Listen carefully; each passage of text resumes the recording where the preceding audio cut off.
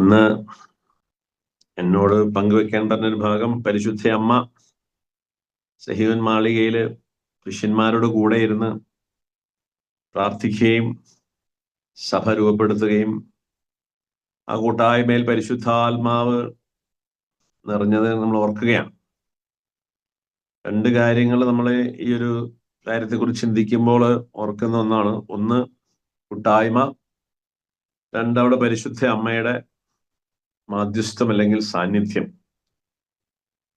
നമ്മൾ ഈ നോമ്പുകാല ചിന്തയിൽ പോകുമ്പോൾ തീർച്ചയായിട്ടും നമ്മൾ ഇതിനെക്കുറിച്ച് ധ്യാനിക്കുമ്പോൾ നമ്മളൊക്കെ ഒത്തിരി ഉപവാസങ്ങളും നോമ്പുകളൊക്കെ എടുക്കുന്നവരാണ്.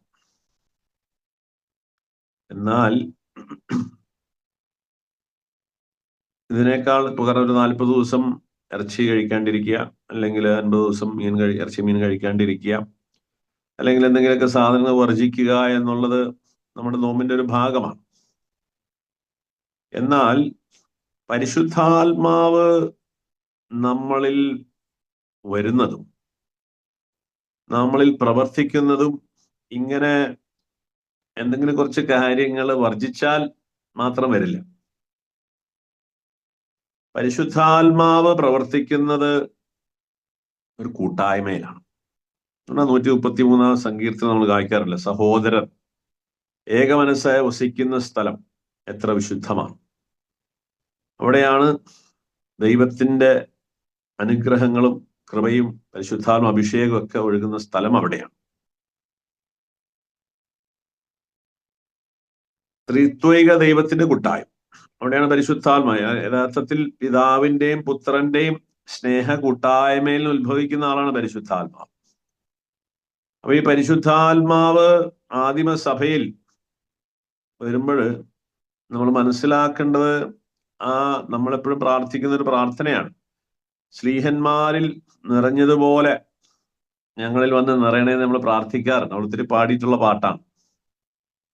ഈ ശ്ലീഹന്മാരുടെ ഒരു പ്രത്യേകത നമ്മളൊന്ന് ശ്രദ്ധിക്കേണ്ട ഒരു കാര്യമുണ്ട്. ശ്ലീഹന്മാരുടെ ഏറ്റവും വലിയ പ്രത്യേകത അവരുടെ കൂട്ടായ്മയാണ്. ഈ കൂട്ടായ്മ എന്ന് പറയുന്നത് നമ്മള് മനസ്സിലാക്കുന്നത് ഇപ്പൊ ഈ കൂട്ടായ്മയുടെ പ്രത്യേകത അത് ഈ സ്വയം ദാനമായി നൽകുന്ന ഒരു സ്നേഹ കൂട്ടായ്മയാണ്. നമുക്കൊക്കെ പല രീതിയിലുള്ള കൂട്ടായ്മകളുണ്ട്. നമ്മളിപ്പോ ഇതിൻ്റെ അകത്ത് ഈ ഒരു മിനിസ്ട്രിയുടെ ഭാഗമായിട്ട് നമ്മൾ ഒന്ന് ചേർന്നിരിക്കുമ്പോൾ ഇതൊരു കൂട്ടായ്മയാണ്. ഇത് കൂടാതെ നമുക്ക് പല കൂട്ടായ്മകൾ ഉണ്ടാകാം. അപ്പം ഈ ലോകത്തുള്ള മറ്റു കൂട്ടായ്മകളും നമ്മുടെ കൂട്ടായ്മയുടെ വ്യത്യാസം എന്താന്ന് വെച്ചാൽ ഇത് ത്രിത്വൈക ദൈവത്തോട് ചേർന്നിരിക്കുന്ന ഒരു കൂട്ടായ്മ. യോഹന്നാൻ ശ്ലീഹ വെളിപാട് പുസ്തകത്തിലൊക്കെ പറയുന്നുണ്ടല്ലേ, ഞങ്ങൾക്ക് പിതാവിനോടുള്ള കൂട്ടായ്മയിൽ നിങ്ങളെ കൂടി ഭാഗഭാഗികളാകാം. അപ്പൊ ഈ ത്രിത്വൈക ദൈവത്തിന്റെ കൂട്ടായ്മ അല്ലെങ്കിൽ ആദിമ സഭയുടെ കൂട്ടായ്മയുടെ പ്രത്യേകത എന്ന് പറയുന്നത് അത് വെറുതെ ഒരു രസത്തിന് കൂടിയ ഒരു കൂട്ടായ്മയല്ല, അല്ലെങ്കിൽ എന്തെങ്കിലും ഒരു ദൗത്യം പൂർത്തീകരിക്കാൻ വേണ്ടി കൂടിയൊരു കൂട്ടായ്മയല്ല അത്. ആ കൂട്ടായ്മയുടെ പ്രത്യേകത എന്ന് പറഞ്ഞു കഴിഞ്ഞാൽ അത് സ്വയം ആത്മദാനമായി നൽകുന്ന കുറെ ആൾക്കാരുടെ കൂട്ടായ്മയാണ്.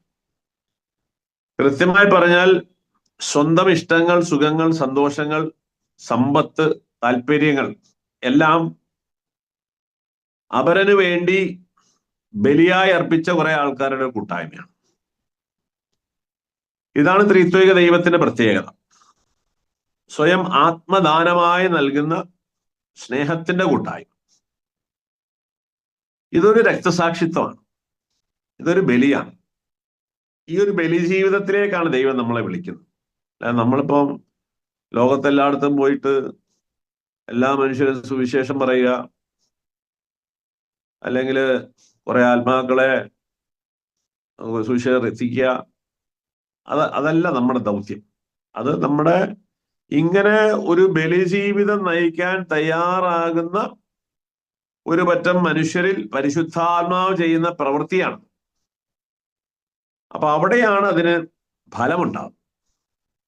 ഇന്ന് നമ്മൾ പലപ്പോഴും നമ്മുടെ സുവിശേഷ പ്രഘോഷണത്തിൽ വരുന്ന നമ്മൾ ഇത്രയും സുവിശേഷം പ്രഘോഷിച്ചിട്ട് എന്തുകൊണ്ടാണ് വലിയൊരു മാറ്റമൊന്നും ലോകത്തിൽ ഉണ്ടാകാത്തതെന്ന് ചോദിച്ചു കഴിഞ്ഞാൽ നമ്മളില് ഈ ബലിയില്ല.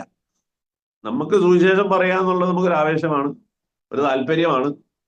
അത് നമുക്ക് ഇഷ്ടമുള്ള പോലെ നമുക്ക് സൗകര്യമുള്ളിടത്ത് നമുക്ക് പറ്റുന്നതോടൊക്കെ നമ്മൾ പറയാന്നുള്ളതാണ്. പക്ഷേ ഈ ആദിമസഭയിലെ സുവിശേഷ പ്രഘോഷണം എന്ന് പറയുന്നത് അങ്ങനെ ആയിരുന്നില്ല. അവർ വെറുതെ പോയി എന്തെങ്കിലും കർത്താവ് പറഞ്ഞ കാര്യങ്ങൾ പറയുന്നതല്ലായിരുന്നു. അവരാദ്യം ഒരു കൂട്ടായ്മയിൽ അവർ വരികയാണ്. ആ കൂട്ടായ്മയുടെ പ്രത്യേകത അവർക്കുള്ളതെല്ലാം അവർ പങ്കുവെച്ചിരുന്ന ഒരു കൂട്ടായ്മ. അവരുടെ താല്പര്യങ്ങളും ആഗ്രഹങ്ങളും അഭിലാഷങ്ങളൊക്കെ ത്യജിച്ച് മറ്റുള്ളവരുടെ ആവശ്യങ്ങൾക്ക് വേണ്ടി അല്ലെങ്കിൽ ദൈവരാജ്യത്തിന്റെ ലക്ഷ്യത്തിന് വേണ്ടി സ്വയം ദാനമായി നൽകിയിരുന്ന ഒരു സമൂഹം ആൾക്കാരുടെ കൂട്ടായ, അതാണ് ആദ്യത്തെ സഭ. 120 പേര്. അവരെ നയിച്ചിരുന്ന പരിശുദ്ധ അമ്മയാണ്. കാരണം അമ്മയുടെ ജീവിതം നമുക്കറിയാം. ഇതാ കർത്താവിന്റെ ദാസി എന്ന് പറഞ്ഞ സമയം മുതൽ മരണം വരെ അവള് മറ്റുള്ളവർക്ക് വേണ്ടി ജീവിച്ചവളാം. മറ്റുള്ളവർക്ക് വേണ്ടി ജീവിക്കുന്ന ദൈവഹിതത്തിന് വേണ്ടി ജീവിച്ചവളാം. അപ്പൊ ഇത് 40 ദിവസം 50 ദിവസം ഇറച്ചിയോ മീനോ മുട്ടായിയോ കഴിക്കാതിരിക്കുന്ന പോലെയല്ല. ഇത് ഇത്തിരി ബുദ്ധിമുട്ടുള്ള കാര്യം. നമുക്ക് 50 ദിവസം വേണമെങ്കിൽ ഇറച്ചി മാറ്റി വെക്കാം, മീൻ മാറ്റി വെക്കാം, അല്ലെങ്കിൽ രണ്ടും എല്ലാം ഇറച്ചി മീനും മുട്ടയും പാലൊക്കെ മാറ്റി വെക്കാം. പക്ഷേ അത് കുഴപ്പമില്ല, അതൊക്കെ ഒരു തുടക്കമാണ്. പക്ഷെ ഇനിയും നമ്മൾ അങ്ങനെ അത് മാറ്റി വെച്ച് ആശ്വസിച്ച് എല്ലാം കൂടി ഈസ്റ്റർ ദിവസം വെട്ടിയടിക്കുന്ന ഒരു പരിപാടിയുടെ പേരല്ല ഈസ്റ്റർ. നമ്മൾ മാറ്റി വെക്കേണ്ടത് നമ്മുടെ സ്വാർത്ഥ താല്പര്യങ്ങള്, നമ്മുടെ സുഖസന്തോഷങ്ങള്, നമ്മുടെ ആഗ്രഹങ്ങൾ, അഭിലാഷങ്ങള്, നമ്മുടെ സ്വപ്നങ്ങൾ, ഇതൊക്കെ ദൈവരാജ്യത്തിന് വേണ്ടി മാറ്റിവെക്കാൻ നമുക്ക് സാധിക്കും. അതിനാണ് നമ്മൾ ആത്മബലി എന്നൊക്കെ പറയും. ഫിലിപ്പിയർ 2:6-10 വരെ നമ്മൾ വായിക്കുന്നതാണ്. ദൈവമായിരുന്നിട്ടും ദൈവത്തോടുള്ള സമാനം നിലനിർത്തേണ്ട കാര്യമായി പരിഗണിക്കാതെ തന്നെ താഴ്ത്തി ശൂന്യനാക്കി മനുഷ്യനെ സാദൃശ്യലായി തീർന്നു. ആകൃതിയിൽ മനുഷ്യനെ പോലെയായി. അതേ കുരിശുമരണത്തോളം അവൻ അനുസരണമുള്ളവനായി തീർന്നു. ഇതൊരു വലിയ ശൂന്യവൽക്കരണമാണ്, ഇതൊരു വലിയ പരിത്യാഗമാണ്, ഇതൊരു ആത്മബലിയാണ്. ആ ബലിയുടെ ഫലമാണ് മാനവകുലത്തിന് രക്ഷ സംഭവിക്കുന്നത്. ഇങ്ങനെ ബലിയാകുക ഇതൊരു രക്തസാക്ഷിത്വമാണ്. അതായത് നമ്മളിങ്ങനെ കൂട്ടായ്മയിലേക്ക് വരിക എന്ന് പറഞ്ഞാൽ രക്തസാക്ഷിത്വമാണ്. പലപ്പോഴും അതിനൊന്നും നമുക്ക് താല്പര്യമില്ല. അപ്പൊ നമ്മളെ ആരെങ്കിലും ഒരാൾ വഴക്ക് പറഞ്ഞു, നീ ഇന്നലെ ചെയ്ത കാര്യം ശരിയായില്ല, ഇങ്ങനെയാണോ പ്രാർത്ഥിക്കുന്നത്, ഇങ്ങനെയൊക്കെ നടന്നാൽ മതിയോ എന്നൊക്കെ ചോദിക്കുമ്പോഴത്തേക്ക് നമുക്ക് ആകെ അസ്വസ്ഥമാണ്. നമ്മൾ ഉടനെ കൂട്ടായ്മ വിട്ട് പ്രാർത്ഥനയും നിർത്തി എല്ലാം വിട്ട് പോവാണ്. എന്നിട്ട് അപ്പുറത്ത് നമ്മൾ പോയിട്ട് മുട്ടുമേൽ നിന്നുകൊണ്ട് 4 കരുണക്കൊന്തയും 5 ജപമാലയും ചൊല്ലിയിട്ട് പറയാണ് ഞാൻ ഭയങ്കര പ്രാർത്ഥനക്കാരനാന്ന് പറയും. കാരണം എനിക്ക് ഈ കൂട്ടായ്മയിൽ വരുമ്പോൾ എനിക്ക് മുറിയപ്പെടും. കാരണം ആ സ്നേഹമായി തീരുമ്പോൾ നമുക്കൊരു മുറിവുകളുണ്ടാവും. കാരണം നമ്മുടെ കൂടെയുള്ള പല മനുഷ്യർക്കും പല രീതിയിലുള്ള സ്വഭാവങ്ങളും പല കാഴ്ചപ്പാടുള്ളവർ. അവരെല്ലാം കൂടി ഒരുമിച്ച് വരിക എന്ന് പറഞ്ഞു കഴിഞ്ഞാൽ അവിടെ നമ്മൾ നിൽക്കുമ്പോൾ നമുക്ക് ബലിയാകേണ്ടി വരും. നമുക്ക് ഇഷ്ടമില്ലാത്ത പലതും ചെയ്യും, നമ്മളോട് പലതും പ്രവർത്തിക്കും, നമ്മളോട് പലതും പറയും, നമ്മൾ കാണുന്നതിൽ പലത് കുറ്റങ്ങൾ കണ്ടുപിടിക്കും, നമ്മളെ നിശ്ചിതമായിട്ട് വിമർശിക്കും. ഇതൊക്കെ വരുമ്പോൾ നമ്മൾ എന്താ പറയുക അറിയോ, ഞാനിവിടെ ഉണ്ട്, അടുത്ത കൂട്ടായ്മ വരുമ്പോൾ ഞാൻ ചിലപ്പോൾ ഇച്ചിരി സ്ഥലത്തുണ്ടാവില്ല, ഇച്ചിരി ബിസിയാന്ന് പറയും. അപ്പൊ നമ്മൾ ഇതിൻ്റെ അതിൽ കയറി നിൽക്കത്തില്ല, നമ്മളിതിന്റെ പുറമേ കൂടി ഇങ്ങനെ നിൽക്കും. കാരണം നമുക്ക് ഇങ്ങനെ മുറിയപ്പെടാനും അഴുകപ്പെടാനും ത്യജിക്കപ്പെടാനും ഒന്നും നമുക്ക് താല്പര്യമില്ല. അത് പറഞ്ഞാൽ സ്നേഹത്തിന്റെ ഒരു ബലിയാകാൻ നമുക്ക് താല്പര്യമില്ല.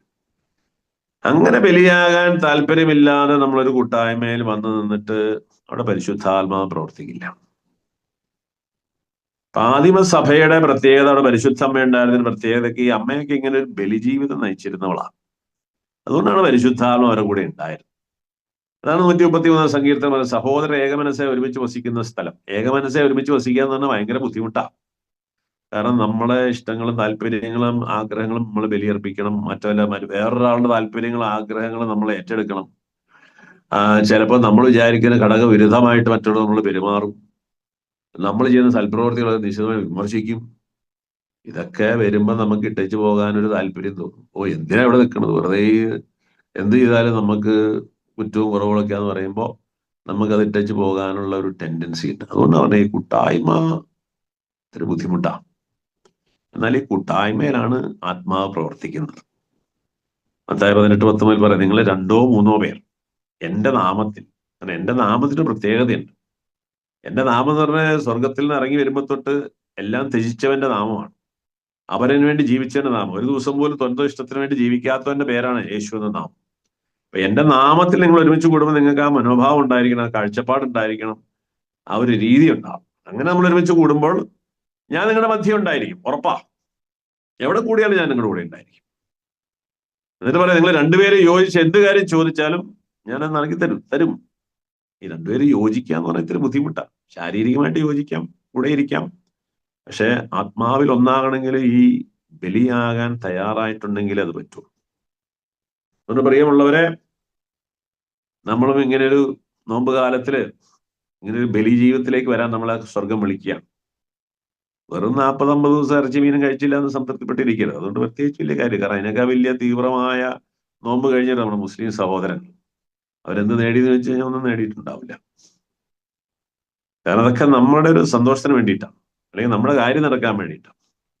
എന്നാൽ ആത്മാക്കളെ രക്ഷയ്ക്ക് വേണ്ടി, അപരന് വേണ്ടി നമ്മൾ നോമ്പെടുക്കുമ്പോൾ, അപ്പൊ ഞാൻ പറയാം, എന്നാ പിന്നെ ഞാൻ ആത്മാക്കളെ രക്ഷയ്ക്ക് വേണ്ടി നോമ്പെടുക്കുന്നത്, ആത്മാക്കളെ രക്ഷയ്ക്ക് വേണ്ടി നോമ്പെടുക്കുന്നത് നീ എവിടെ നിന്നിട്ടാ നോമ്പെടുക്കുന്ന ഒരു ചോദ്യം. ഞാൻ ഇങ്ങനെ ഒറ്റയ്ക്ക് വീട്ടിൽ നിന്നിട്ട് എടുക്കുകയാണ്. ഒറ്റയ്ക്ക് വീട്ടിൽ നിന്ന് എടുക്കാൻ പറ്റില്ലല്ലോ, നീ ആ കൂട്ടായ്മയിലേക്ക് വാ. അയ്യോ, അതിനെനിക്ക് പറ്റത്തില്ല, കാരണം അവിടെ വന്നു കഴിഞ്ഞാൽ ആകെ അസ്വസ്ഥതയാണ്. കാരണം എന്റെ ചിന്തകളും വിചാരങ്ങൾക്കും വിപരീതമായിട്ടുള്ള പല കാര്യങ്ങളോട് പറയും, പലതിനോട് പ്രവർത്തിക്കും. ഇതൊക്കെ നമുക്ക് ഒത്തിരി ബുദ്ധിമുട്ടുണ്ടാക്കുന്ന കാര്യങ്ങളാണ്. അതുകൊണ്ട് നമ്മളൊക്കെ ഒറ്റയ്ക്ക് എവിടെയെങ്കിലുമൊക്കെ നിന്നിട്ട് സുവിശേഷം പ്രസംഗിക്കാനും പ്രാർത്ഥിക്കാനും നോമ്പെടുക്കാനൊക്കെ താല്പര്യമുള്ളവരാണ്. പിന്നെ സഹോദരങ്ങളെ, അവിടെ നമുക്ക് ആത്മാവിനെ കിട്ടില്ല, അവിടെ ആത്മാവ് പ്രവർത്തിക്കില്ല. പിന്നെ എന്തെങ്കിലുമൊക്കെ പറയുമ്പോൾ എന്തെങ്കിലുമൊക്കെ സംഭവിക്കുമായിരിക്കും, പക്ഷെ ഒരു ലോങ് ലൈഫിൽ അത് നടക്കില്ല. അതുകൊണ്ടാണ് നമ്മൾ സഹീവൻ മാളിക നമ്മുടെ മാതൃകയാക്കുന്നത്, പരിശുദ്ധ അമ്മ നമ്മുടെ കൂടെ ഉണ്ടാവണം. കാരണം ഇവരെയൊക്കെ പ്രത്യേകത, ഇവര് ആത്മബലി അർപ്പിച്ചവരാണ്, ആത്മത്യാഗം സ്വയം ധ്യാനമായിട്ട് നൽകിയവരാണ്. അപ്പൊ അതാണ് പരിശുദ്ധ ത്രിത്വത്തിന്റെ സ്നേഹ കൂട്ടായ്മ. ഇങ്ങനെ ഒരു സ്നേഹ കൂട്ടായ്മയിൽ നമ്മൾ നിൽക്കുമ്പോൾ അവിടെ പരിശുദ്ധാത്മ പ്രവർത്തിക്കും. ആ കൂട്ടായ്മ നിൽക്കാൻ ഇത്തിരി ബുദ്ധിമുട്ടുണ്ട്.